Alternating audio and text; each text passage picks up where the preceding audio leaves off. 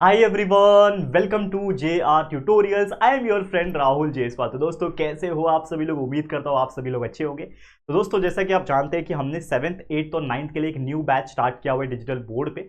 पर एक और चीज़ आपको जानना बहुत ज़्यादा जरूरी ये हो जाता है और आपको पता होना चाहिए कि ऑलरेडी पूरा सिलेबस 7th की बात कर लो, 8th की बात कर लो, 9th की बात कर लो, 10th की बात कर लो, या फिर उसके पहले या फिर उसके बाद के स्टैंडर्ड की बात कर लो, हमारे इस चैनल के ऊपर हमने ऑलरेडी वीडियोस बना के वीडियोस अपलोड करके रखे हुए हैं। ये जो वीडियो है ये नया वीडियो है, ये नए बैच का वीडियो है।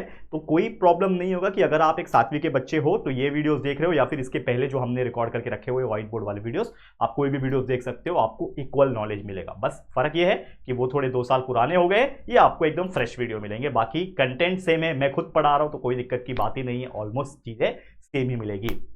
तो जैसा कि आप जानते हैं कि मैथ्स का ऑलरेडी 2 चैप्टर अब तक हमने कंप्लीट करा दिया। जब ये चैप्टर आप देख रहे होंगे उसके आगे भी बहुत सारे चैप्टर्स आ रहे होंगे। और बात कर ले साइंस की, तो फर्स्ट चैप्टर जिसका नाम है living world adaptation and classification, इसकी शुरुआत ऑलरेडी पिछले लेक्चर में हमने कर दी थी। तो अगर आपने लेक्चर नंबर 1 नहीं देखा तो प्लीज़ देख लेना, बहुत अच्छे तरीके से एक्सप्लेन किया है कि क्या होता है अडेप्टेशन, और प्लांट्स के केस में अडेप्टेशंस कैसे होते हैं, कि भाई डेजर्ट में रहने वाला प्लांट कैसा होता है, फॉरेस्ट में रहने वाला प्लांट कैसा होता है। ठीक है ना? तो ये सभी टाइप के जितने भी अलग अलग प्रकार के अडेप्टेशंस होते हैं, ये सभी चीज़ हमने वहाँ पे आपको एक्सप्लेन किया है। तो जरूर से जाके लेक्चर नंबर 1 चेकआउट कर लेना। आज हमारा लेक्चर नंबर 2 होने वाला है, जिसमें हम बात करने वाले अडेप्टेशन इन एनिमल्स की। कैसे अर्लियर टाइम्स में जो एनिमल्स होते थे, या फिर हम बात कर ले अलग अलग जगहों पे रहने वाले जो एनिमल्स होते हैं, उनमें क्या क्या अडेप्टेशन हुआ। क्योंकि हमने बेसिक तो मतलब समझा था अडेप्टेशन का, कि भाई अडेप्टेशन का बेसिक मतलब होता है कि अगर कोई भी व्यक्ति या फिर कोई भी प्लांट, कोई भी एनिमल एक जगह पे रह रहा है और सराउंडिंग के हिसाब से वो अपने आप को चेंज करता रह रहा है, तो वो ज्यादा समय तक जी सकता है और उसके अंदर उसके हिसाब से जीने की क्षमता आ जाती है। जैसे एग्जांपल के तौर पे मैंने आपको प्लांट्स के केस में बताया था, बहुत सारे ऐसे प्लांट्स होते हैं जो अपने आप को डेवलप कर लेते हैं। जैसे लोटस का मैंने एग्जांपल बताया था कि अगर उसको पानी पे तैरना है तो उसने अपने लीव्स को वैक्सी बना दिया, यानी कि लीव्स के ऊपर एक वैक्स का लेयर आ गया जिसके से वो फ्लोट करने में हेल्प हो जाए। उसके जो स्टेम और ब्रांचेस थे वो काफी लाइट वेट और हॉलो बन गए, ताकि जितने हल्के रहेंगे उतने वो पानी में तैर पाएंगे। ऐसे कई सारे एग्जांपल्स बताए थे। तो चलो एनिमल्स के केस में स्टडी करेंगे फटाफट से। बस आप लोग को एक काम करना है, क्या? ये वीडियो को एंड तक देख लेना है और अपने दोस्तों को शेयर करके बता देना है। ठीक है, शुरू करें। चल स्टार्ट करते हैं हम लोग एडाप्टेशन इन एनिमल्स के टॉपिक से। ठीक है, तो अब बात कर लेते हैं एडाप्टेशन इन एनिमल्स। तो हम एक एक करके डिस्कस करेंगे। There are so many types in animal cases, तो हम एक एक करके डिस्कस करेंगे। तो पहला है एडाप्टेशन इन एक्वेटिक एनिमल्स, यानी ऐसे जानवर, ऐसे एनिमल्स जो पानी के अंदर रहते हैं। अब आप बोलोगे कि सर पानी के अंदर जानवर कहाँ रहते हैं? पानी के अंदर तो मछलियां रहती है। लेकिन मैं अगेन एक चीज आपको बता देना चाहता हूं, क्लासिफिकेशन जो होता है हमारा, वो कैसे काम करता है। हमारा क्लासिफिकेशन सिर्फ 2 हिस्सों में डिवाइड हुआ है बेसिक तौर पे। अंदर देखा जाए तो बहुत टुकड़े हैं उसके, लेकिन मेन जो क्लासिफिकेशन है वो 2 है। या तो वो प्लांट है या तो वो एनिमल है। जैसे एग्जांपल के तौर पे जितने भी आपको जीव जंतु दिख रहे हैं उसमें सिर्फ 2 ही कैटेगरी हो सकती है, या तो वो प्लांट्स हो सकता है या तो वो एनिमल्स हो सकता है। प्लांट क्या हो सकता है? कोई भी छोटा छोटा पौधा हो गया, पेड़ हो गया, ट्री हो गया, श्रब्स हो गया, हर्ब्स हो गया, ये सभी चीज प्लांट्स के कैटेगरी में आ जाते हैं। कोई भी प्रकार का छोटे से छोटा सूक्ष्म जीवी यानी माइक्रो ऑर्गेनिजम्स हो गया, एक मक्खी हो गई, एक इंसेक्ट हो गया, ह्यूमन बीइंग हो गया, एक बड़े से बड़ा जानवर हो गया, पानी में रहने वाला मछली हो गया, और भी बहुत सारे प्रकार के जीव होते हैं पानी के अंदर, वो हो गया, हवा में उड़ने वाले बर्ड्स हो गए, ये सब चीज एनिमल्स में आ जाते हैं। ठीक है, even we are also animal, हम भी एनिमल्स ही है। बस फर्क इतना है कि हम बोल पा रहे हैं, इसके लिए हमने अपने आप को नाम दे दिया ह्यूमन बीइंग। ठीक है, बाकी लोग को जानवर बोल दिया। ठीक है, तो जानवर, एनिमल्स का मतलब होता है जानवर, लेकिन एक्चुअल में एनिमल्स एक किंगडम है, एक बहुत बड़ा किंगडम है एनिमल्स, और एक होता है प्लांट्स का किंगडम। ये हम आगे जैसे स्टैंडर्ड में आप बढ़ोगे इसका और डिटेल में क्लासिफिकेशन जानेंगे, लेकिन कोई बात नहीं। तो हम सबसे पहले देखेंगे एक्वेटिक एनिमल्स, यानी पानी में रहने वाले जो जीव होते हैं उनमें क्या अडेप्टेशन होगा। ठीक है, एक एक करके डिस्कस करेंगे। तो बच्चा कोई भी टेंशन की बात नहीं, आप लोग बस आराम से इस वीडियो को एंजॉय करो। चलो, तो सबसे पहले बात कर ले फिशेस की। तो फिशेस जो होते हैं अगर आप देखोगे तो उनमें अडेप्टेशन क्या हुआ होगा। फिशेस के ऊपर अक्सर आप कोई भी फिश देखोगे तो उसके स्किन के ऊपर स्केल्स होते हैं। अब स्केल्स का मतलब क्या होता है? अगर मैं एक डायग्राम बनाने की कोशिश करूं, बेसिक तौर पे हम बचपन में यही वाला डायग्राम बनाते थे, इसके लिए ये मेरे को बहुत ईजी लगता है। ये मछली की आंख, और ये इसके ऊपर ऐसा ऐसा स्केल्स होता है। और कभी अगर बाई चांस मान लो कि अगर आप फिश खाते होंगे, ठीक है, तो आप कभी मार्केट में फिश खरीदने गए होंगे आपके पेरेंट्स के साथ, तो जब वो फिश वाला जो होता है, जब वो फिश को बना रहा होता है, यानी वो फिश को तैयार कर रहा होता है आपके लिए, तो वो ऊपर की चमड़ी के ऊपर ना ऐसा एक ब्रश घसता है, देखा है आपने? ऊपर की चमड़ी के ऊपर फिश को पकड़ के वो एक ब्रश घसता है, और वो ब्रश घिसने की वजह से उसके ऊपर एक पपड़ी जैसा लेयर जो होता है जिसको स्केल्स बोलते हैं, ट्रांसपेरेंट कलर का होता है, वो ऐसा निकल के बाहर निकल जाता है। तो that is nothing but the scales. और स्केल्स क्या है, वो एक तरीके से उनका स्केलेटन है। दो टाइप के स्केलेटन होते हैं, अंदर का स्केलेटन और बाहर का स्केलेटन। एक होता है अंदर वाले स्केलेटन को बोलते हैं एंडोस्केलेटन, ऊपर वाले स्केलेटन को बोलते हैं एक्सोस्केलेटन। लेकिन ये मैं आपको लिख के क्यों नहीं बता रहा हूं, क्योंकि ये आपको फिलहाल में याद नहीं रखना है, बस एक जनरल नॉलेज के तौर पे कि आपके राहुल सर हमेशा, मैं कोशिश ये करता हूं कि आपको मैं एक्स्ट्रा नॉलेज ही दूं, ठीक है। बहुत सारी किताबी नॉलेज तो हम देते ही हैं, लेकिन साथ में कुछ एक्स्ट्रा नॉलेज जो कि हायर स्टैंडर्ड में आपको शायद मिलेगा, वो मैं उसका एक हिंट दे देता हूं, ताकि जब आप हायर स्टैंडर्ड में जाओ तो आपको ये सब चीजें थोड़ी बहुत ध्यान में रहे। तो जैसे हम ह्यूमन बींग्स के पास भी एक्सोस्केलेटन है, बाहर भी स्केलेटन है। अब आप बोलोगे क्या, तो ये हमारा हेयर एक्सोस्केलेटन है, ये हमारे नाखून एक्सोस्केलेटन है, ठीक है। तो मछलियों के पास भी एक बाहर का लेयर होता है जिसको बोलते हैं स्केल, जो स्किन के ऊपर होता है। उनकी बॉडी के ऊपर आपने देखा होगा फिन्स प्रेजेंट होता है। फिन्स मतलब क्या होता है, अगर आप देखोगे तो इस तरीके से ऐसा फिन्स प्रेजेंट होता है। और ये फिन्स क्या करता है, ये फिन्स उनको एक हेल्प देता है स्विम करने के लिए, क्योंकि आप जानते हो कि मछली जो होती है वो पानी में तैरने के लिए होती है, या फिर मछली जैसे जितने भी ऑर्गेनिज्म पानी के अंदर होते हैं वो तैरना पसंद करते हैं। तैरेंगे नहीं तो वो जी नहीं पाएंगे, ठीक है। तो उनकी बॉडी कैसी होनी चाहिए, उनकी बॉडी जो होनी चाहिए वो प्रॉपर तरीके से शेप होनी चाहिए स्पिंडल की, यानी जैसे बोट आगे से एकदम टेपर्ड, एकदम धारदार होता है, पीछे से एकदम धारदार, जैसे देख पा रहे हो ऐसा आगे से धारदार रहेगा, तभी तो वो पानी को ऐसा चीरते हुए आगे बढ़ेगा ना। तो इसके लिए उसका जो बॉडी होता है ना, वो हमेशा याद रखना क्या होता है, वो स्पिंडल शेप होता है। क्या होता है, स्पिंडल शेप होता है। उनके ऊपर फिन्स होती है ताकि वो अपना डायरेक्शन को चेंज कर सके। मछलियों के पास पूंछ होता है, ये भी एक तरीके का फिन है, ये पूंछ बोलते हैं ना, ये फिन्स है। ये फिन्स अगर नहीं होगा तो वो मछली अपना डायरेक्शन चेंज नहीं कर पाएगी, वो सिर्फ एक ही डायरेक्शन में बढ़ पाएगी, तो बहुत जरूरी है। उसके बाद एक गिल्स, तो आपको पता होगा कि लगभग यहाँ पे उसके माउथ के आसपास एक छोटा सा एक पॉकेट जैसा बना होता है। अगर आपने मछली देखा होगा रियल में, अपने हाथों से देखा होगा, आंखों से देखा होगा, तो गिल्स जो है ना वहां पे प्रेजेंट होता है। And it is very important organs of the fish, because उस गिल से ही पानी जो है, पानी में जो ऑक्सीजन है वो फिश एब्जॉर्ब कर पाती है। क्योंकि हम सब जानते हैं कि इंसानों को एज वेल एज जानवरों को, जो एनिमल्स होते हैं, जितने भी प्रकार के एनिमल्स होने, तो उनको ऑक्सीजन लगता है जिंदा रहने के लिए। तो फिश को भी ऑक्सीजन चाहिए, लेकिन उनके पास लंग्स नहीं है। हमारे पास नोज है, लंग्स है, जिसके वजह से हम ऑक्सीजन जो एटमॉस्फेयर में, हवा में जो प्रेजेंट है, तो हम खींच पाते हैं। और उनके पास तो कोई नोज नहीं है, नाक तो है नहीं उनके पास, तो वो लोग कहां से ऑक्सीजन खींचेंगे। और पहली बात तो पानी में फ्री ऑक्सीजन नहीं है, पानी के अंदर ऑक्सीजन डूबा हुआ है, ठीक है ना, ऑक्सीजन जो है वो डूबा हुआ है। तो फिश के पास गिल्स होती है जिसके हेल्प से वो ऑक्सीजन को पानी में से एब्जॉर्ब करती है और वो जिंदा रह पाती है। उनके पास ट्रांसपेरेंट आईज होती है, कि आंखें इस तरीके होती है कि आंखें बंद भी करोगे तो भी वो देख पा रहे होते हैं। एयर ब्लैडर होता है जिसके वजह से उनके अंदर हवा का जो फ्लो है वो अच्छा बना होता है और उनको हेल्प करता है फ्लोट करने के लिए, ठीक है। ये सब चीजें आपको ध्यान में होनी चाहिए। उसके अलावा फ्रॉग की बात कर लो, डक की बात कर लो, इनमें क्या एडाप्टेशन हुआ होगा कि भाई फ्रॉग जो होता है ना, अगर वो उसको देखा जाए तो आप फ्रॉग को पानी में भी देख सकते हो, आप जमीन पे भी देख सकते हो। तो जमीन पे जो रहेगा तो उसके पास तो पंजे है, वो चल सकता है, लेकिन उनके पंजे अगर आप देखोगे फ्रॉग के, वो वेब्ड होते हैं, यानी कि पूरा पैक होते हैं। आप डक के देख लो, उसका पूरा पैक होता है, जिसके हेल्प से वो पानी के अंदर भी तैर सकते हैं। आपने मेंढक और डक को देखा होगा, तो वो पानी के अंदर भी तैर सकते हैं। तो वेब टोज होते हैं, ट्रायंगुलर हेड होता है, खासकर इसका आप देखोगे फ्रॉग का, तो उसका जो शेप होता है वो लगभग पूरा ट्रायंगल, एकदम धारदार ट्रायंगल नहीं होता है, लेकिन लगभग उसका जो शेप होता है ना, वो इस प्रकार का शेप होता है आगे की तरफ। तो वो एक ट्रायंगुलर शेप की वजह से क्या करता है, पानी में उसको स्विम करने के लिए, तैरने में उसको हेल्प हो जाती है। तो ये सब कुछ एडाप्टेशन है जो एक्वेटिक एनिमल्स ने अडाप्ट किया हुआ है, तब जाके वो अब जिंदा रह पा रहे हैं या फिर वो अपने मन मुताबिक जिंदगी जी पा रहे हैं। अगर ये सब नहीं होता उनमें तो क्या जी पाते, नहीं जी पाते। फिश के अंदर अगर वो शेप नहीं होता तो पानी को वो चीरते हुए आगे बढ़ पाती, स्विम कर पाती, नहीं कर पाती। तो ये बहुत इंपॉर्टेंट चीज हो जाता है।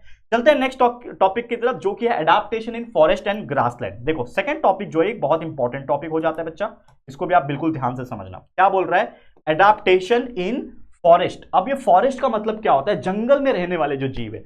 ग्रासलैंड में जो घास होती है बड़ी बड़ी, हमने फॉरेस्ट का एग्जांपल दिया था पिछले लेक्चर में जब हम एडाप्टेशन इन फॉरेस्ट पढ़ रहे थे। तो इसमें जो एनिमल्स होते हैं ना, ये कैसे होते हैं, इनमें क्या एडाप्टेशन हुआ है। तो जनरल तौर पे बात करें कि जो कार्निवरस एनिमल होते हैं, आप what do mean by carnivorous. Carnivorous का मतलब ये होता है ऐसे जानवर जो दूसरे जानवर को मार के खाना पसंद करते हैं, जैसे लायन हो गए, टाइगर हो गए। तो कार्निवरस एनिमल्स जो होते हैं ना, अक्सर देखोगे तो उनके पैर काफी मजबूत होते हैं, स्ट्रॉन्ग लेग्स होते हैं। क्यों होंगे भाई, तभी तो वो शिकार को दौड़ा के पकड़ पाएंगे। अगर उनके पैर एकदम कुपोषित होते भाई, कमजोर होते भाई, डियर के पीछे भाग रहे शिकार करने के लिए, आपने देखा होगा डिस्कवरी वगैरह पे डियर है, डियर के पीछे भाग रहा है शेर, शेर भाग रहा है, अब शेर का पैर थक गया, बोलेगा यार मेरे को यार थक गया, कमजोर पैर है यार मेरे, मैं तो भाग नहीं पाऊंगा बेचारा, चलो आज भूखा ही सो जाता हूं। पर ऐसा होता है क्या? 90% केस में ऐसा नहीं होता है। चलो 10% में शेर बीमार है, बूढ़ा हो गया है, सच में थक गया है, तो वो अलग चीज है। लेकिन ज्यादातर केस में आप देखोगे तो कोई भी शिकार को वो जल्दी आसानी से पकड़ पाते हैं, बिकॉज उनके लेग्स काफी स्ट्रांग होते हैं और वो अच्छे से भाग पाते हैं फास्ट भागने के लिए। एग्जाम्पल टाइगर, लायन, फॉक्स, ये सब जो होते हैं वो शिकारी होते हैं। ठीक है, साथ ही में उन एनिमल्स में अगर आप देखोगे, ऐसे जानवर जो जंगल में पाए जाते हैं, वाइल्ड एनिमल जिसको हम लोग बोलते हैं, उनमें कनाइन होता है। कनाइन का मतलब क्या होता है? धारदार दांत। अगर आपने देखा होगा हम इंसानों के पास भी कनाइन होता है, ये वाला दांत देख पा रहे हो? देख पा रहे हो? देखो मैं अपना दांत दिखा रहा हूं, आप लोग को सोचो। तो ये जो दांत होता है इसको कैनाइन बोलते हैं। हम ह्यूमन बींग्स भी कैनाइन बोलते हैं, लेकिन हमारे ह्यूमन बींग्स में हम इस तरीके से बने नहीं है कि हम किसी जानवर को ऐसा मुंह से पकड़ के फाड़ के खा जाए। हम इस तरीके से नेचर द्वारा बनाए गए नहीं है। लेकिन वाइल्ड एनिमल्स को नेचर ने, या फिर बोल लो आप भगवान ने, इस तरीके से बनाया हुआ है कि उनके पास दो ऊपर कैनाइन और दो नीचे कैनाइंस होते हैं, और बाकी दांत भी होते हैं धारदार, लेकिन वो कैनाइंस जो होते हैं दो ऊपर दो नीचे, वो काफी धारदार होते हैं, बड़े होते हैं, जिसके हेल्प से वो जब झपट्टा मार के किसी भी प्रे को, यानी कोई शिकार को वो जब धरते हैं अपने मुंह से, तो वो जो कनाइन है ऊपर नीचे का वो चुभ जाता है, और उससे वो लोग उसको फाड़ सकते हैं, चीर फाड़ सकते हैं, और उसको शिकार कर सकते हैं। तो ये बहुत जरूरी हो जाता है ताकि वो आराम से शिकार कर सके। ठीक है, दूसरा, अब टाइगर्स की जैसे मैंने बात की है, तो टाइगर्स का जो पैर होता है उसमें ना एकदम पाव लगा रहता है। पाव यानी क्या होता है? पैडेड पाव। इसको मैं बोलूंगा कुशन लगा होता है। जैसे हम लोग तकिया पे सोते हैं, कुशन मिलता है हम लोग को, उसी प्रकार वो नरम होता है। वो नरम इसलिए होता है क्योंकि अगर वो टाइगर जो होगा, अगर समझ लो कि उसका कुछ एकदम ऐसा पैर होता जो नरम नहीं होता, तो वो जब चलता तो बहुत ज्यादा आवाज आता। तो अगर ऐसा होता तो कोई भी शिकार उससे बच के निकल जाता, लेकिन ऐसा होता नहीं है। तो अक्सर क्या होता है, आपने देखा होगा कि शेर या फिर टाइगर जो होता है वो बड़े आराम से धीरे धीरे घात लगा के शिकार करते हैं, आराम से घास में छुपे रहते हैं, और डियर उधर मस्त अपना घास वास खा रहा होता है, और दिखता है भाई टाइगर देख रहा है उसको, भाई अब तो मैं तेरे को लपेटे में लेता हुआ, और धीरे धीरे घास में से एकदम एकदम, और जब थोड़ा डिस्टेंस बच जाता है कि खाली जंप मार के उसके ऊपर अटैक करना होता है, तब वो क्या करता है? अटैक करता है। क्यों? क्योंकि उसके पास क्या होता है? पैडेड पाउज होते हैं। पैडेड पाउज होते हैं जिसके हेल्प से वो एकदम धीरे धीरे साइलेंटली चल पाता है और उसके ऊपर अटैक कर पाता है, छुप के शिकार करना। फिर अगर मैं हर्बीवरस एनिमल की बात करूं, जैसे यहां पे मैंने बात किया कार्निवरस एनिमल की, वैसे यहां पे मैं बात कर रहा हूं हर्बीवरस एनिमल की। हर्बीवरस मतलब जो सिर्फ घास वगैरह खाते हैं, जैसे डियर हो गया, एलिफेंट हो गया, ठीक है ना, ये सब जो एनिमल्स होते हैं, काऊ वगैरह, ये सिर्फ घास वगैरह खाते हैं, मतलब वेजिटेरियन होते हैं इन शॉर्ट। तो इनकी जो आंखें होती है हर्बीवरस की, वो जनरली तौर पर क्या होती है? फोरहेड के बिलो होती है और आइदर साइड होती है, यानी आंखों, हमारा आंख कैसे सामने है, लेकिन उनका आंख यहां होता है, मतलब वाइड एंगल व्यू मिलेगा, और तभी तो वो अपने शिकार से, शिकारी से बच पाएंगे, खुद को बचा पाएंगे, और ये नेचर द्वारा बनाया गया है। तो जितने भी आप हर्बीवरस एनिमल देखो, चाहे आप घोड़ा देख लो, चाहे आप काऊ देख लो, चाहे आप डियर देख लो, उनकी मुंह तो पहली बात तो ऐसा होता है, ऐसा उनका मुंह होता है, और उनकी आंखें यहां होती है। घोड़ा देखा है? घोड़ा, तो उनकी आंखें यहां होती है ताकि वो इस तरीके से भी देख पाए, और सामने तो उनको दिखेगा ही दिखेगा। तो एक वाइड एंगल विजन उनको मिलता है, वाइड एंगल विजन मिलता है, जिसके हेल्प से वो लगभग 180 डिग्री से ज्यादा देख पाते हैं। हम कितना देख पाते हैं? ज्यादातर इस डायरेक्शन में देख पाते हैं, 180 से कम देख पाते हैं, लेकिन उनका आंख इस तरीके से होता है कि लगभग 180 से ज्यादा वो लोग को नजर आता है, जिसके हेल्प से वो अपने शिकार से बच पाते हैं। उनकी जो दांतें होती है, जो टीथ होती है, वो काफी ज्यादा मजबूत होती है, क्योंकि उनको चबाना ज्यादा पड़ता है। क्योंकि अगर आप देखोगे घास वगैरह जो होते हैं उसको चबाना पड़ता है, और कुछ टफ मटेरियल जो प्लांट्स में से निकलते हैं वो उनको भी वो खा सके, इस प्रकार से उनका डिजाइन होता है। तो ये सभी चीज क्या है? उनके अडाप्टेशन है, जिसके हेल्प से वो बहुत ज्यादा अच्छी तरीके से ग्रो कर पा रहे हैं और आगे बढ़ पा रहे हैं। ठीक है, चलो फटाफट से बढ़ते हैं नेक्स्ट टॉपिक की तरफ। नेक्स्ट टॉपिक क्या है? Adaptation in desert animal. अब डेजर्ट एनिमल मतलब क्या? ऐसे जीव, ऐसे जानवर जो रेगिस्तान में रहते होंगे, जैसे हमारे देश में है थार डेजर्ट, राजस्थान में हमारे कुछ ये कंट्री है, मतलब अरब कंट्रीज है, वहां पे है सहारा डेजर्ट, ठीक है, वहां पे बहुत बड़ा रेगिस्तान है पूरे वर्ल्ड का। तो उसमें जानवर बेसिकली क्या होते हैं कि हमको पता है कि डेजर्ट जो होता है जिसमें पानी की कमी होती है, पानी ना के बराबर होता है या फिर बहुत कमी होती है, तो उस टाइप के जो एनिमल्स होते हैं उनमें पानी की कमी ना हो जाए और पानी पसीने से बह के ज्यादा बाहर नहीं निकल जाए, इसीलिए उनका जो स्किन होता है काफी ज्यादा थिक होता है। थिक स्किन क्या करता है? उनका जो वाटर लॉस हो रहा है विद द हेल्प ऑफ पसीना एंड समथिंग एल्स, तो वो नहीं हो पाता है। तो वाटर लॉस प्रिवेंट करता है थिक स्किन। साथ ही में उनके जो लेग्स होते हैं वो काफी ज्यादा लंबे होते हैं। खासकर एग्जांपल के तौर पे आप देखोगे तो कैमल, तो कैमल एक ऐसा जीव है जो आप देखोगे तो पानी के बिना बहुत बहुत महीनों तक रह सकता है, और उनके पैर इतने लंबे होते हैं और इतने स्ट्रांग होते हैं कि वो दूर दूर तक, मीलों दूर तक वो चल पाते हैं डेजर्ट में, रेगिस्तान में। आपने देखा होगा कि camels are known as the ship of the desert, ठीक है ना। Camels are known as the ship of the desert. क्यों बोलते हैं उसको शिप ऑफ द डेजर्ट? क्योंकि भाई वो एक ऐसा चीज है जो लोगों को भी इधर से उधर लेके जाने में हेल्प करता है। वो अलग बात है कि डेजर्ट में उतने लोग आते भी नहीं है, लेकिन फिर भी वो बहुत दूर दूर तक चल पाता है, ठीक है। आई लैशेस जो होते हैं इनके लंबे होते हैं, जैसे इसको हम लोग बोलते हैं आई लैशेस। ये ऊपर आंखों के ऊपर जो बाल होते हैं ना उसको आई लैशेस बोलते हैं। ये लंबे क्यों होते हैं? ये लंबे इसलिए होते हैं क्योंकि अगर डेजर्ट में घूम रहे हैं तो कहीं ना कहीं सैंड स्टॉर्म आ सकता है, धूल उड़ सकती है, तो आंखों में जा सकती है, उनका आंखों खराब हो सकता है, बहुत सारी चीजें। तो आई लैशेज क्या करता है? वो प्रिवेंट करने का काम करता है, ठीक है ना। डेजर्ट स्टॉर्म वगैरह से प्रिवेंट करने का काम करता है। तो ये था डेजर्ट एनिमल्स का एडाप्टेशन। इस प्रकार से वो अपने आप को एडाप्ट करके ज्यादा समय से जी पा रहे हैं, ठीक है। नेक्स्ट एनिमल्स की बात करें, that is nothing but the adaptation in animals of snowy region. Snow region मतलब क्या होता है भाई? बर्फीली जगह पे रहने वाले। जैसे डेजर्ट है वैसा बर्फीला जगह भी है। कहाँ मिलता है बर्फीला जगह? इंडिया की बात करो, जम्मू कश्मीर चले जाओ, हिमालय में चले जाओ, ठीक है ना, ये सब जगह बर्फ काफी पड़ता है। तो ऐसे जगह पे जो जानवर होते हैं उनका जो हेयर होता है वो क्या होता है? जनरल तौर पे काफी ज्यादा थिक होता है। थिक हेयर का मतलब क्या हो गया कि अगर उनका हेयर थिक नहीं रहेगा तो उनकी स्किन के ऊपर ठंड काफी अटैक करेगी। जैसे हम ठंडी हमें लगती है तो हम क्या करते हैं? ऊपर से एक और शर्ट पहन लेते हैं, स्वेटर पहन लेते हैं, जैकेट पहन लेते हैं, करेक्ट है, ये करते हैं हम लोग। तो जैकेट और ये सब क्या करता है? एक तरीके से हमें एक एक्स्ट्रा स्किन जैसा प्रोवाइड करता है कि भाई ठंडी अगर आए तो इस पे टकराए और रिफ्लेक्ट हो जाए, मतलब हमारे स्किन को छू ना पाए, जिसके हेल्प से हमें ठंडी ना लगे।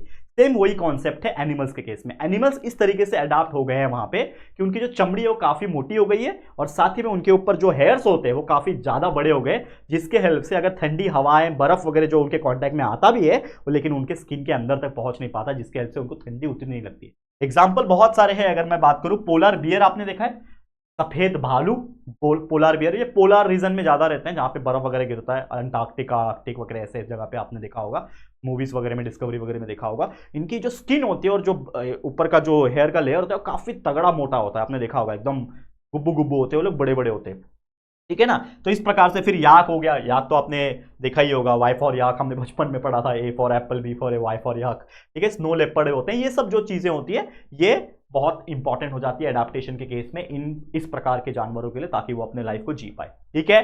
समझ में आ गया? तो उम्मीद करता हूं ये बहुत अच्छी तरीके से क्लियर हो गया होगा आपको। नेक्स्ट टॉपिक पे चलते हैं जो कि अगेन हमारा होने वाला है एडाप्टेशन इन एरियल एनिमल। अब एरियल मतलब, एयर मतलब होता है हवा, तो हवा में रहने वाले। अब कोई हवा में रहता तो नहीं है लेकिन हवा में उड़ सकता है, that is nothing but the birds. तो जितने भी प्रकार के बर्ड्स आ जाते हैं ये इस कैटेगरी में आ जाते हैं एरियल एनिमल्स के। तो इनमें क्या होता है, जनरल तौर पे अगर आप देखोगे तो इनमें ना 4 लेग्स नहीं होता। 4 लेग्स मतलब क्या होता है?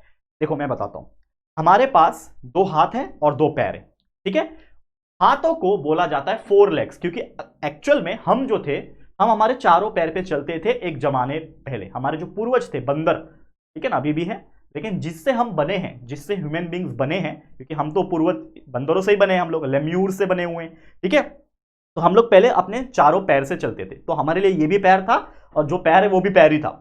लेकिन जैसे जैसे हमारा एडाप्टेशन हुआ, ह्यूमन बींग्स का भी एडाप्टेशन हुआ, हम सीधे होते गए, हमारी रीढ़ की हड्डी सीधी होती गई, हम चलने लगे, तो हमने इसको पैर नाम दे दिया और इसको हाथ नाम दे दिया क्योंकि इससे हम काम कर पा रहे थे। लेकिन एक्चुअल में these are nothing but the, ये भी 4 लेग्स है, ये 4 लेग्स है और नीचे वाला हाइंड लेग्स है। मतलब ऊपर वाला 4 लेग्स, हाथ को 4 लेग्स बोलते हैं, पैर को हाइंड लेग्स बोलते हैं। तो जो 4 लेग्स है, अब बर्ड के केस में 4 लेग्स का क्या काम? हाथों का कुछ काम है, बर्ड्स का नहीं, लेकिन उनको एक चीज का काम है, उड़ना है। तो उड़ने के लिए क्या चाहिए? पंख। हम लोग को भी उड़ने की एक्टिंग करनी पड़ती है कभी कभी, तो उड़ने की एक्टिंग हम कैसे करते हैं? ऐसा करते हैं, मतलब ये हमारे लिए क्या है? पंख है। तो इस चीज का एडाप्टेशन होना जरूरी है, मुझे इसका काम नहीं है, तो बर्ड्स ने क्या कर दिया, इसको हटा के, मतलब अपने मन से नहीं हटा, वो लाखों साल लग गए बच्चा, एडाप्टेशन ऐसा नहीं होता है, लाखों साल लग जाते हैं, जनरेशन बाय जनरेशन, धीरे धीरे करके उनका जो 4 लेग्स था, मतलब जो हाथ था, वो मॉडिफाई हो गया और वो बन गया विंग्स। क्या बन गया बच्चा? विंग्स बन गया। और ये विंग्स में बहुत सारे फेदर्स भी आ गए, पंखुड़ी, ठीक है ना, पंखुड़ी बोलते हैं ना, आपने देखा होगा कभी किसी बर्ड का पंख उड़ के नीचे गिर जाता है, छोटा सा पंखुड़ी बोलते हैं, पंख। तो वो जो विंग्स है उसके अंदर बहुत सारे फर, फेदर्स हो जाते हैं ताकि वो हेल्प कर सके उड़ने के लिए, ठीक है ना। अब इनके जो बोन्स होते हैं काफी हल्के होते हैं, हॉलो होते हैं, अंदर से खोखले होते हैं। हमारे बोन कितने मजबूत भरे हुए रहते हैं, इसके लिए वजन लगता है। उनके बोन्स अगर आप देखोगे तो काफी हल्के होते हैं। क्यों हल्के होते हैं? क्योंकि अगर उनके बोन्स बहुत भारी रहेंगे तो हवा में कैसे उड़ पाएंगे? वो इतना भारी शरीर लेके उड़ना मुश्किल होता है। तो इसके लिए वैसा उन्होंने अडाप्टेशन किया, उनके जो बोन्स होते हैं वो काफी हॉलो हो जाते हैं। उनका जो जॉ है, उनका जो जबड़ा है, ठीक है ना, वो मॉडिफाई किस में हो गया है? चोंच में, यानी बीक में। तो क्या हो गया? उनका मॉडिफिकेशन बीक में हो गया है, क्योंकि अगर मान लो उनके पास जबड़ा होता तो उनको खाने के लिए जमता नहीं।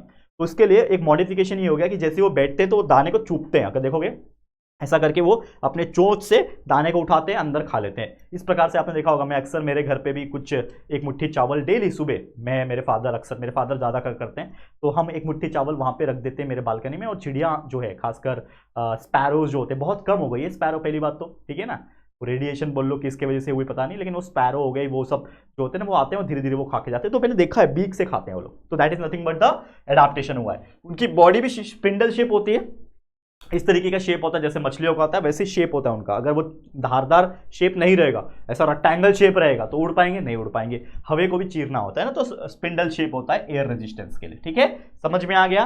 तो ये थे एरियल एनिमल्स और बर्ड्स जो अपने आप को इस तरीके से अडॉप्ट किए होंगे और इस प्रकार से आगे बढ़े होंगे। नेक्स्ट है एडाप्टेशन इन रेप्टाइल्स। अब ये रेप्टाइल्स है क्या? रेप्टाइल्स मतलब नाम रेप्टाइल्स क्यों पड़ा? क्योंकि ये रेंगने वाले जीव होते हैं, ये रेंगते हैं, क्रॉल करते हैं, क्रीप करते हैं। जैसे best example is nothing but snake, crocodile, lizard, chameleon, ये सब एक ही कैटेगरी के हैं वैसे। चैमेलियन, लिजार्ड छिपकली के प्रजाति में ही आ जाती हैं, लेकिन ये ऐसे एनिमल्स होते हैं जो रेंगते। तो इनमें क्या मॉडिफिकेशन होना था, क्या एडाप्टेशन होना था कि एनिमल्स जो होते हैं ना, इनका जो मसल्स होता है, खासकर अगर आप देखोगे तो बॉडी का जो मसल्स होता है, इसका वो लोग इस्तेमाल करते हैं क्रीप करने के लिए, यानी रेंगने के लिए वो लोग अपने ही मसल्स का इस्तेमाल करते हैं, क्योंकि ना तो इनके पास प्रॉपर लेग्स होते हैं, ना तो प्रॉपर पैर होते हैं। अगर आप देखोगे क्रोकोडाइल का भी पैर और हाथ देखोगे तो बहुत छोटे छोटे होते हैं। स्नेक का देखो, स्नेक का पैर और हाथ तो होता नहीं, वो सिर्फ अपने बॉडी मसल्स का इस्तेमाल करके रेंगते हैं, ठीक है ना। लिजर्ड के पास भी एकदम छोटे छोटे पैर और हाथ होते हैं। तो ये इस तरीके से वो लोग अपने आप को क्रीप करवाते हैं। और एडाप्टेशन जो स्किन में है उनके और कलर में है, वो इस तरीके से होता है कि बहुत सारी जगह के हिसाब से वो अपने आप को चेंज कर पाते हैं। Best example is nothing but the chameleon, गिरगिट बोलते हैं हम लोग, गिरगिट, ठीक है। तो गिरगिट आपने देखा होगा कि वो रंग बदलता है। अब गिरगिट रंग बदलता क्यों है? क्योंकि उनके स्किन में इस तरीके से एडाप्टेशन आ जाता है कि जहां पे भी वो सराउंडिंग में है, जैसे मान लो कि वो पत्तियों के बीच में छुपा हुआ है, तो ग्रीन कलर की पत्तियां हैं, तो वो इस तरीके से उसके अंदर कलर वो खुद नहीं करता, ऑटोमेटिकली हो जाता है। वो उसके अंदर से वो ग्रीन कलर को एब्जॉर्ब करने की कैपेबिलिटी है कि क्या है, उसके अंदर से एक ऐसा पिगमेंट रिलीज होता है कि वो पूरा बॉडी को ग्रीन कलर में कन्वर्ट कर लेता है, ठीक है। तो दूर से किसी को पता ही नहीं चलेगा कि वो बैठा हुआ है। और इससे उसको फायदा क्या मिला कि कोई शिकारी अगर है, कोई चिड़िया है, कोई ऐसा चीज है, सांप है, जो उसको खाना चाहता है, तो उसको खा नहीं पाएगा, क्योंकि उसको दिखेगा ही नहीं, क्योंकि वो ग्रीन कलर में क्या हो गया, कैमोफ्लाज हो गया। कैमोफ्लाज मतलब छिप गया, पता ही नहीं चला। जहां पे भी जिस कलर में बैठता है उस कलर जैसा वो बन जाता है। That is nothing but the adaptation. तो ये सब चीजें ऐसे इस प्रकार से एडाप्टेशन कर पाते हैं। उम्मीद करता हूं आप लोग को बहुत अच्छी तरीके से क्लियर हो गया होगा, ठीक है। आगे बढ़ जाएं और एक दो टॉपिक से इसको देख लेते हैं, फिर कंप्लीट करते हैं। नेक्स्ट है adaptation for food in animals. Animals में फूड का एडाप्टेशन कैसे होता है? अब जैसे कि आप जानते हो कि जो हर्बीवरस है और कार्निवरस है, इसका मीनिंग मैंने बताया था। हर्बीवरस मतलब जो सिर्फ हर्ब्स खाते हैं, यानी घास फूस खाते हैं, और कार्निवरस मतलब ऐसे एनिमल जो दूसरे जानवर को मार के खाते हैं, ठीक है। तो ये जो एनिमल्स होते हैं, चाहे मैं हर्बीवरस की बात कर लूं, चाहे कार्निवरस की बात कर लूं, इनका जो खाने का जो टेक्निक होता है वो बहुत अलग अलग होता है, ठीक है ना। आप इंसानों में भी देख लो तो बहुत अलग अलग होता है। तो हर एक टेक्निक अलग होता है। तो कार्निवरस अक्सर क्या करते हैं, अपने दांतों का इस्तेमाल करके शिकार करते हैं, पंजों का इस्तेमाल करके शिकार करते हैं, उसको चीर फाड़ डालते हैं और फिर खाते हैं उसको, ये करके। एग्जांपल है लायन, टाइगर, ठीक है ना। वो क्या करते हैं, फ्लैश को टीयर करते हैं, चमड़ी को फाड़ देते हैं पूरा और फिर खाते हैं। लेकिन हर्बीवरस के केस में ऐसा नहीं है। जैसे एग्जांपल है काऊ, डियर वगैरह, जो भी ऐसे एनिमल्स है, उनका दांत चपटा होता है, ठीक है, वो चबाने के लिए बना होता है। तो फ्लैट टीथ की वजह से वो लोग क्या करते हैं, घास वगैरह खाते हैं और चबा के उसको कंज्यूम करते हैं। तो इस प्रकार से फूड को खाने का तरीका अलग अलग होता है और इस तरीके से अपने आप को उन्होंने बनाया हुआ है। नेक्स्ट है adaptation of blending with surrounding. Surrounding के हिसाब से ब्लेंड करना। जैसे मैंने एग्जांपल अभी बताया था चैमेलियन का, कि आसपास जैसा माहौल है उसके हिसाब से मैं ढल जाऊंगा, ठीक है। तो जैसे बटरफ्लाइज होती है, लिजर्ड छिपकलियां होती है, ग्रास हॉपर्स जो होते हैं, ये क्या करते हैं, अपने हिसाब से कलर थोड़ा सा चेंज करते हैं। ग्रास हॉपर जो होता है वो लगभग लाइट ग्रीन और ग्रीन कलर का होता है, तो वो घास में छुप जाते हैं तो पता नहीं चलता है। लेकिन चैमेलियन वगैरह जो अपने आप को कलर भी चेंज कर पाता है। तो ये सराउंडिंग के हिसाब से कामोफ्लाज हो जाना, यानी कलर को सेम बना लेना, that is the technique and that is nothing but the adaptation of blending with the surrounding. और ऑर्गेनिज्म जो होते हैं, जो इनेबल होते हैं them to live, feed, reproduce and protect themselves from other. क्योंकि ये चीज जैसे मैंने बताया, ये उनको कहीं ना कहीं सुरक्षा प्रोवाइड कर रहा है। क्या सुरक्षा प्रोवाइड कर रहा है कि भाई अगर कोई गिरगिट है, कोई चैमेलियन है या फिर ग्रास होपर है, अब ग्रास होपर सांप खाएगा उसको, ग्रास होपर को सांप खाएगा, वो घूम रहा है, घास में घूम रहा है, लेकिन घास में कोई शिकार ढूंढ रहा है नहीं मिलेगा। पर ग्रीन घास में उसको क्या दिखेगा, नहीं दिखेगा। अब ग्रीन घास में ढूंढ रहा है, अगर उसको कोई लाल कलर का चीज दिखता, अगर कोई उसको ब्लू कलर का दिखता, तो वो इजीली आइडेंटिफाई कर लेता। कोई और कलर दिखता तो आइडेंटिफाई कर लेता और उसके ऊपर झपट्टा मार के पकड़ लेता। लेकिन भाई घास के ऊपर एक ग्रीन कलर का अगर ग्रास ऊपर बैठा है तो उसको दिखाई देगा क्या, सांप को नहीं दिखाई देगा। तो ये एक तरीका है अपने आप को प्रिवेंट करने का। और इसीलिए एक कहावत भी है कि only the fittest can survive, जो सबसे बेस्ट होगा वही जिंदा रहेगा। और वही टॉपिक है हमारा अगला, जो कि है, देखो यहां पे ध्यान से, डार्विन्स थियरी ऑफ इवोल्यूशन। बहुत इंपॉर्टेंट टॉपिक है ये, आपको फ्यूचर में 9th-10th स्टैंडर्ड में बहुत ज्यादा काम आएगा, लेकिन थोड़ा सा इसके बारे में जानकारी रख लो, बहुत छोटा टॉपिक है। तो डार्विन्स थियरी ऑफ इवोल्यूशन ये कहता क्या है? ये एक ऐसे बायोलॉजिस्ट थे, एक इंसान थे, ऑब्वियसली बहुत अच्छा पढ़ाई किया उन्होंने, बहुत सारी खोज वगैरह की। तो चार्ल्स डार्विन उनका नाम था, एक बहुत अच्छे बायोलॉजिस्ट थे जैसे मैंने बोला, और उन्होंने एक theory of survival of the fittest बताया, मतलब एक थियरी लिखा। जैसे न्यूटन ने बताया था कि भाई वो एप्पल गिरा था तो उसने न्यूटन के बहुत सारे ये बता दिए थे, ठीक है ना, ग्रेविटी वगैरह बता दिया था कि हाँ ऐसा ऐसा होता है, जो आप पढ़ोगे 9th-10th स्टैंडर्ड में। लेकिन वैसे ये एक बायोलॉजिस्ट था, उसने क्या बोला, उसने ऑब्जर्व किया कि जो भी व्यक्ति, जो भी जानवर, जो भी पौधा, जो भी कोई लिविंग ऑर्गेनिज्म जो आसपास के सराउंडिंग के हिसाब से अपने आप को फिट रखता है, वही ज्यादा समय तक जिंदा रह पाएगा। That is the only the fittest can survive, ऐसा उसने उदाहरण पेश किया। जैसे मैंने अभी एग्जांपल दिया कि घास है, उस घास में, ठीक है, एक ग्रीन कलर का ग्रास ओपर बैठा है, ठीक है, और उसी घास में एक ब्राउन कलर का कोई कीड़ा है, कोई इंसेक्ट है, वो बैठा हुआ है उसी घास में थोड़ा थोड़ा डिस्टेंस पे, और एक सांप वहां से घूम रहा है, ठीक है। तो वो सांप किसका शिकार करेगा, क्या लगता है आपको? ऑब्वियसली कौन दिखेगा? उस हरे हरे घास में उसको ग्रास होपर नहीं दिखेगा, क्योंकि उसको दिखेगा वो ब्राउन कलर का कीड़ा, तो उसको अटैक करेगा और वो उसको खा जाएगा, ठीक है। बचा कौन? Grass hopper. क्यों बचा? क्योंकि वो फिट था उसके सराउंडिंग के हिसाब से। तो only the fittest can survive, this is the theory जो चार्ल्स डार्विन ने कही थी। वैसे ही उसी के रिलेटेड टॉपिक है, that is classification of living organism. जो लिविंग ऑर्गेनिजम्स होते हैं उनका क्लासिफिकेशन क्या होता है? क्लासिफिकेशन मतलब होता है एक कैटेगरी। क्लासिफिकेशन का मतलब क्या हो गया? कैटेगरी। जैसे मैंने आपको स्टार्टिंग में बताया था कि कोई भी दुनिया में चीज तो ही कैटेगरी में क्लासिफाई है, या तो वो एनिमल है या तो वो प्लांट्स है। उसी प्रकार यहां पे हमने देखना है कि जो क्लासिफिकेशन है वो जनरली कैटेगरीज में कैसे डिवाइड है। सबसे बड़ा कैटेगरी होता है किंगडम। किंगडम बहुत बड़ा है, जैसे मैंने बोला एक प्लांट का किंगडम, एक एनिमल का किंगडम। किंगडम के अंदर फाइलम आ जाएगा, उसके अंदर क्लास आ जाएगा, ठीक है ना, ये क्या है? क्लास। क्लास, ऑर्डर आ जाएगा, फैमिली आ जाएगा, जीनस आ जाएगा, स्पेसीज आ जाएगा। तो ये उसके सब कैटेगरीज है। जैसे हम लोग क्लास में पढ़ते हैं 10वीं, कौन से डिवीजन में? A division. कौन से बैच में, वो बोलते हैं ना, जो मार्च पास का एक ग्रुप बनता है, ठीक है ना, कौन से इसमें, तो ये एक ग्रुप अंदर ही अंदर ग्रुप बनते जाते हैं। वैसे किंगडम सबसे बड़ा, उसके अंदर ऐसे ग्रुप बना हुआ है। दो एग्जाम्पल है, मैंगो ट्री और ह्यूमन का। देखो मैंगो का किंगडम कौन है? प्लांट, तो इसको बोलते हैं प्लांटेई। वैसे ही ह्यूमन बीइंग का किंगडम कौन है? एनिमल है, हम एनिमल्स में आते हैं। फिर उसके अंदर प्लांटे के अंदर कौन सा फाइलम है? उसका एंथ्रोफाइला। क्लास उसका डाइकोटिलिडोन है। ऑर्डर उसका सेपिंडेल्स है। फैमिली एनाकार्डिसी है। जीनस उसका मैंगीफेरा है। स्पीसीज इंडिका है। अब आप बोलोगे सर ये क्या बड़बड़ा रहे हो आप, ये क्या है? अभी आपको ज्यादा इसको याद भी नहीं करना, हाँ याद करना चाहते हो तो याद कर लो, बहुत ज्यादा इसका यूज नहीं है, लेकिन अगर बाई चांस एग्जाम में पूछता है तो इसको लर्न करके ले लेना। अब ये क्या है? ये बस एक नाम है जो साइंटिस्ट द्वारा, जो बायोलॉजिस्ट द्वारा, जो ऐसे मैंने बताया चार्ल्स डार्विन जैसे लोग थे, लिनियस था, वो लोग ने अपना अपना एक नाम दे रखा है। जैसे मैं कौन हूं? आपके राहुल सर है, मेरा नाम क्या है? राहुल जयसवाल। तो ये किसने रखा? मेरे फादर मदर ने रखा नाम।